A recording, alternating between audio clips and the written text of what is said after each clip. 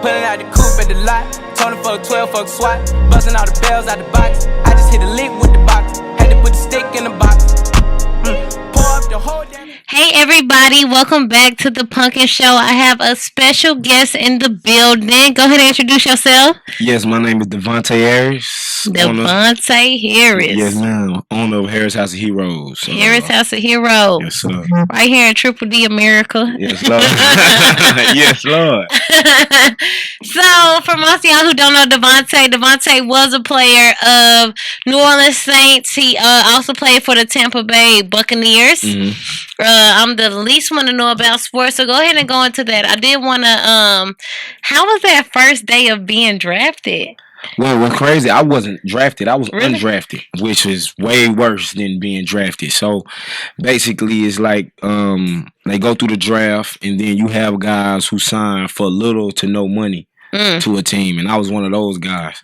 And it was nerve-wracking. I actually cried because I wanted to be drafted, but it doesn't happen like that. You know what I'm saying? I was still able to get into camp, and there were guys who was drafted who got cut before me, and I made the team. Right. So it was nerve-wracking, but shit, it was fun, man.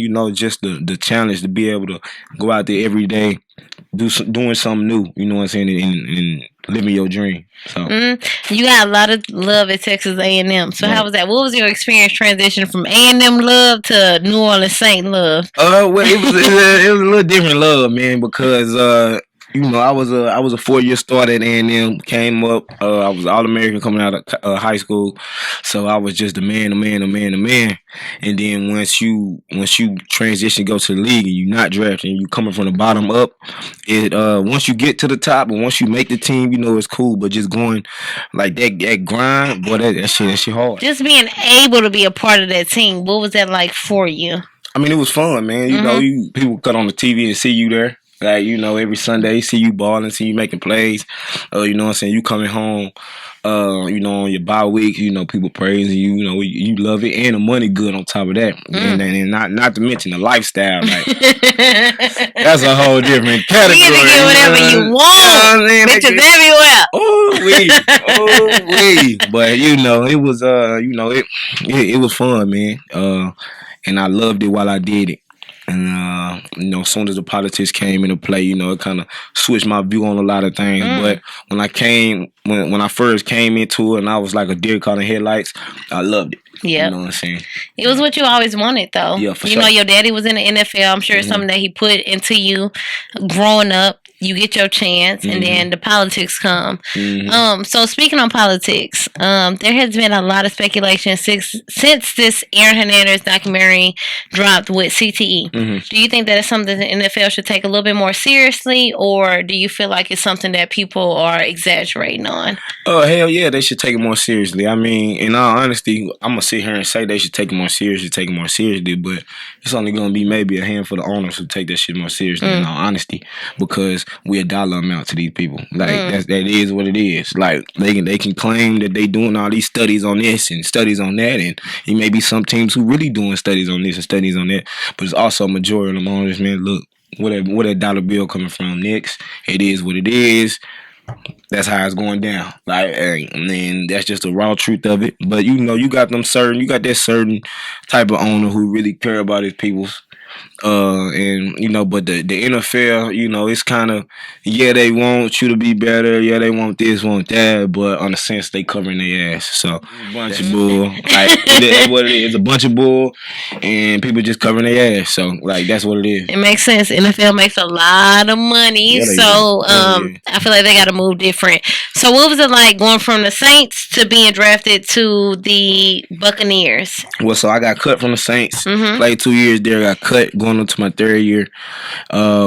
So I got cut on like a Tuesday, went home, came to Dallas for a birthday party on a Wednesday, and then I was playing for the Bucs on a Thursday. Like, wow, that quick? Yeah, that's how it worked. You know what I'm saying? That's why you just that's how I go. Like, you gotta just up and leave your life and go somewhere else. Like, move everything. Oh yeah, straight like that. Like, wow. And so I was there for 2 years, and then going there for like a year and some change, and then going into my last year, which just past last year.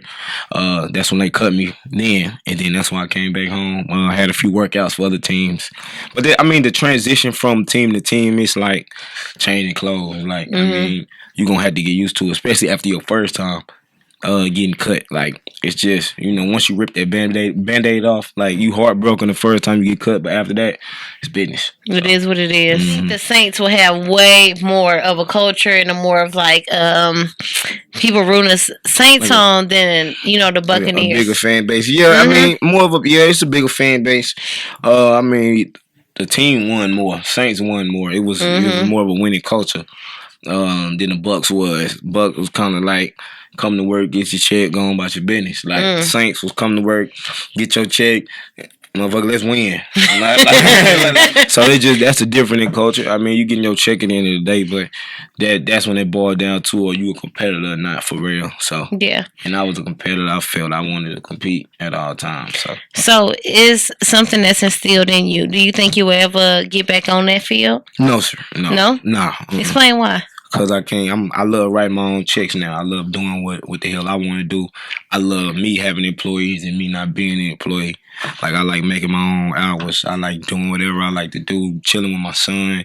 Like I ain't even had to go. I ain't even touch Harris House of Heroes today. I'm chilling. Like, and it's operating. Yeah, in full effect. It's packed right now. Like, you know what I'm saying? So I just want to be able to be my own boss. And football, the money is great, but you're not your own boss. You're not. At the end of the day.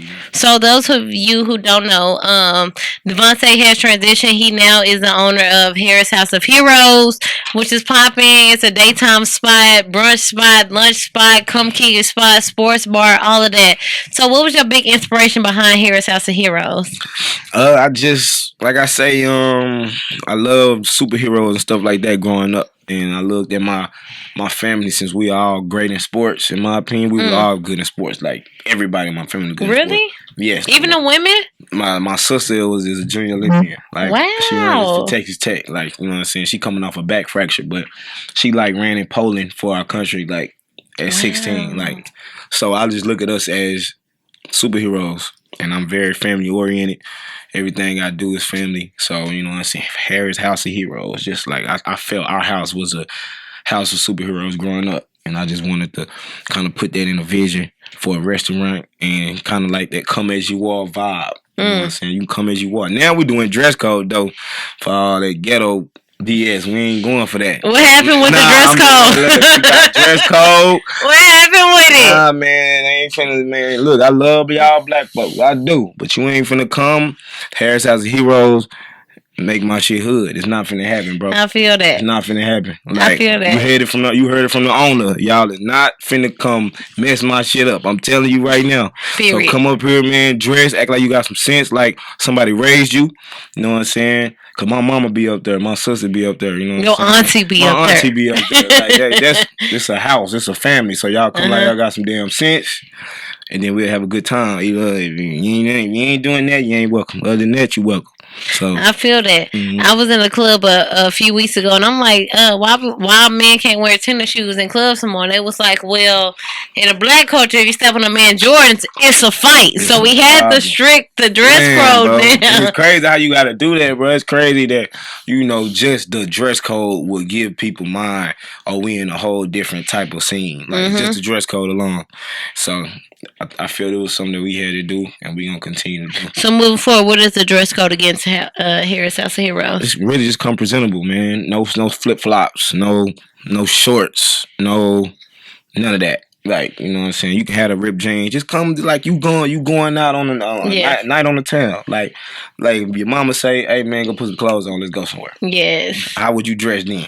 Bring your ass here. You bring your ass out of heroes like that. Then you know what I'm saying? Just be presentable though. So like when people driving down the road and they see all these white establishments and they see how you in Uptown. You know what I'm saying? You in Uptown. They see how Uptown. When you look at that black establishment, it ain't no drop off. It's fly black excellence. You know what I'm saying? I love to see it. That's what I want to see. That's what's up. My experience of Harris House of Heroes, I feel like Amy had full control of what music is being played, what's going on. So I seen such a strong connection between you, your mom, your Amy. We all like super close. So my aunt, which is our chef, her son, Darius Lewis, me and him have always been the closest, like in the family, because our birthdays are on the same day but a year apart. What's your birthday? June 30th. I'm a Cancer. Cancers are so sensitive. The right type of sensitive, though. We're the right type of sensitive. You know what I mean?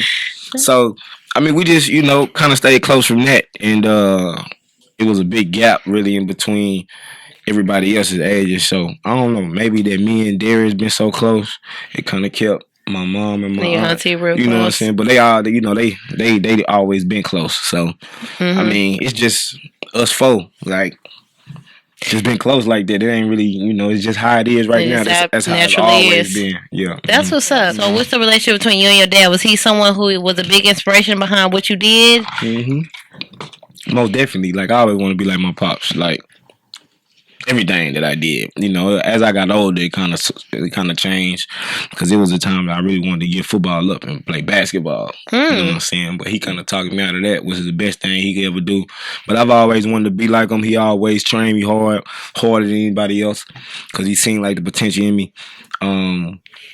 What else? And really, he just pushed me, and I always respected what he had to do. I mean, what he said, because he already did it. Right. You know what I'm saying? So it's easy to take advice from somebody who already been through this. Yeah. Right. So that's why I just can't know anybody come tell me no advice. Like, exactly. Nah, that don't sound. Let me ask my daddy first. Let me ask my pop first. So, he made it, you didn't. So, like, you know what I'm saying? So it's just that, and that's something that I could really pass on to my son, because any advice that he got trying to get to the next level in that football stuff, like, I can really tell him how it is. For me, like, he don't gotta play football. I'm gonna start him off playing football, because football teach some lifelong lessons about teamwork, about leadership, and just about being a man, period. That you won't learn in no classroom. No, at all. So, you know what I'm saying? And, so I'm gonna make sure, he got that. He got that foundation. You running your business, you doing your own thing. I'm chilling. I'm staying out the way. Man. I'm gonna be at the game. I might buy a portion of the football team, in a few years. Okay, little Jack-Z, what's up? Racks up. They let me in. Come holler at me. Get there, Roger.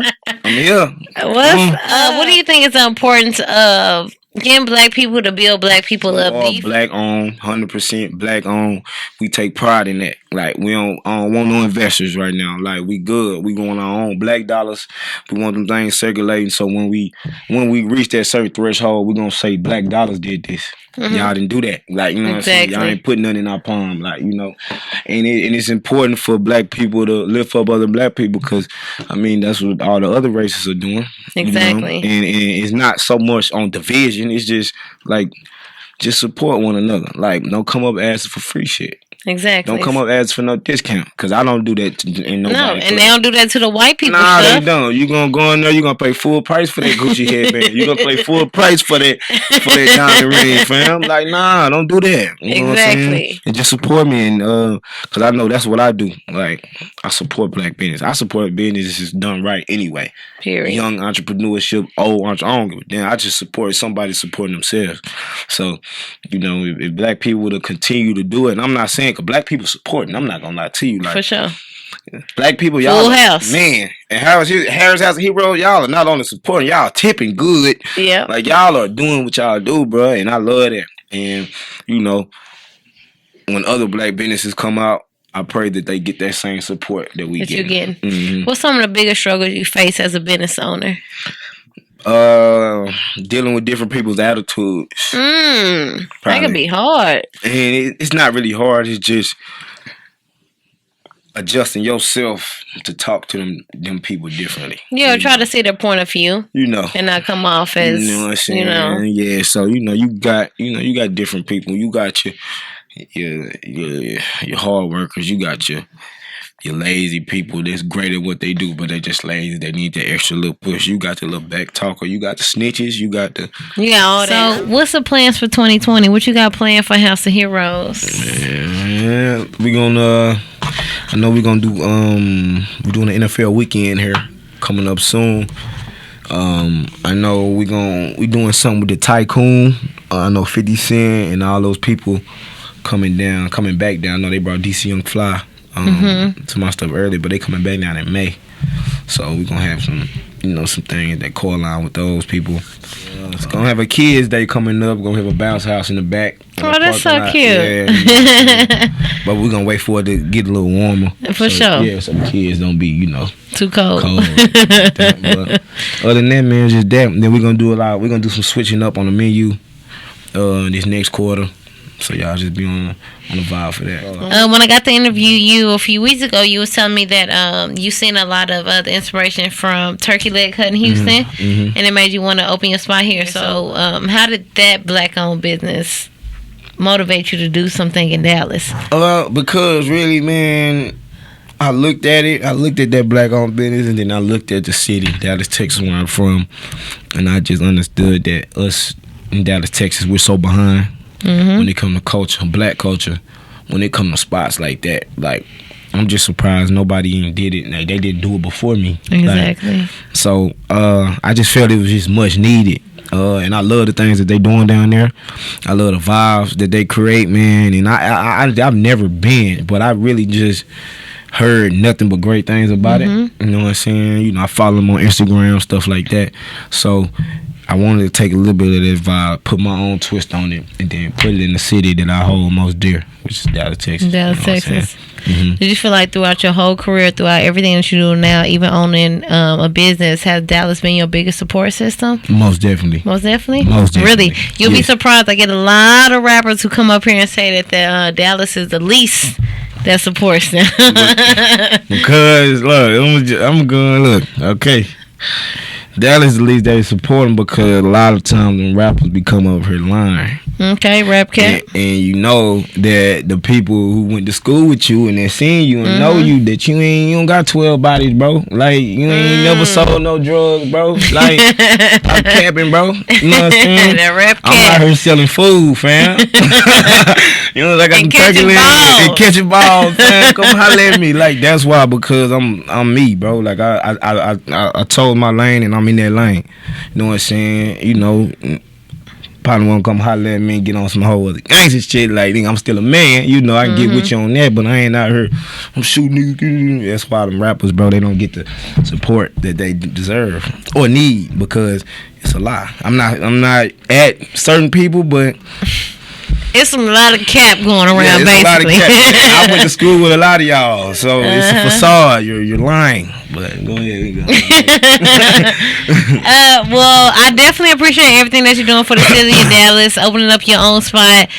So make sure y'all pull up. Is there any specials you got going on throughout the week, or what's up? What's your popping days? What's today? Today Thursday? Today Thursday. Ooh, we got them $10 po' boys going. $10 po' boys on Thursdays. We got $10 po' boys and DJ Swerve. We got Super Thursdays going on right now. DJ Swerver, Sammy, like 4 of the hottest DJs in the city. They're gonna be rotating on live on the turntables, man. So it's gonna be a dope little vibe. You're gonna get all the vibes, the old school, new school, all that. I know Fridays we got our all R&B vibe. On Saturday, 11 to 3, we got a brunch, day party after that. Same thing on Sunday, brunch and a day party. Mondays, we got co-op and those guys, a little shindig, a little kickback, a good mix. Tuesday, Turkey Leg Tuesdays.